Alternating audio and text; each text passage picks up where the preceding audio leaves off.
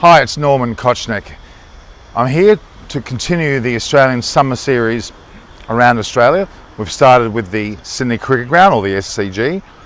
We've also looked at Adelaide Oval and the surrounds of the Cathedral and the Victor Richardson Gates. A bit about the history also of Bowral with Sir John Bradman, as well as the Adelaide component of Sir John Bradman, where he lived for the last 65 years of his life. Today we're going to talk about the Melbourne Cricket Ground, or the MCG, very often called the G. From its humble beginnings of 1853, the ground has certainly come a long way to the current 2020 year, having had a number of stands and changes throughout its period, a lot of renovations and rebuilds that has led to a lot of major events taking place. In fact, it's had everything from cricket from the very first test of 1877 right through to the Summer Olympic Games of 1956 in Australia, as well as the Commonwealth Games of 2006, and then of course 2 World Cups in 1992 where Pakistan won, and also 2015 where Australia won. Those two monumental moments for World Cup cricket happened at the MCG. The ground is also the second biggest ground in the world, behind the newly built Gujarat Stadium. It's the biggest in the Southern Hemisphere.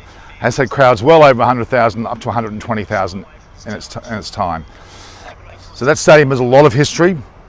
Of course, the likes of Shane Warne took his 700th Test wicket on that ground, and also Dennis Lillee took a number of fifers, and of course Don Bradman scored centuries on that ground as well. But I'm here to talk to you about the relationship to the external part of the stadium, where we have some 16 bronze statues that have been put together, have been unveiled over a number of years from 2003. And that is particularly significant in relation to cricket, to Australian rules or AFL, and also to the Olympics. In fact, there are 16 statues, some 8 that relate to Australian rules or AFL, some 2 that relate to the Olympics of 1956, and a further 6 that relate to cricket, and cricketers in particular, with some 4 of the 6 actually from Victoria, and the further 2 basically Australian legends on a number of grounds. Let's go back to the first of those. Of course, the first was Sir Donald Bradman in May 2003, and that is positioned outside of Gate 5. That led to, that of course needs no introduction. Sir Donald Bradman scored runs on all grounds within Australia, and especially the MCG, and has great fondness to the Melbourne crowd, and deserves that accolade at that particular location. The second is all-rounder Keith Miller, of a very similar era to when Sir Donald Bradman played.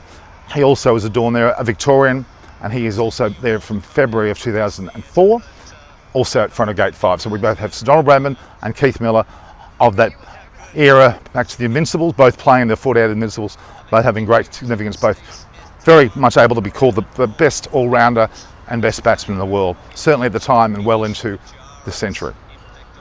You also had the likes of Bill Ponsford, has also been placed there in December of 2005 in front of Gate 1.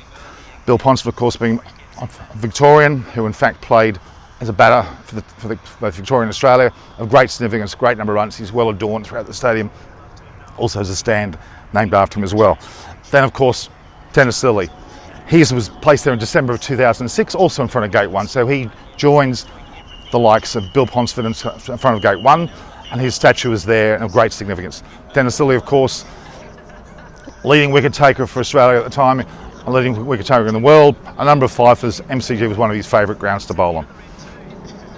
The next 2 are a bit of old and a bit of new. We have Shane Warne, that was put there in December of 2011 in front of Gate 2.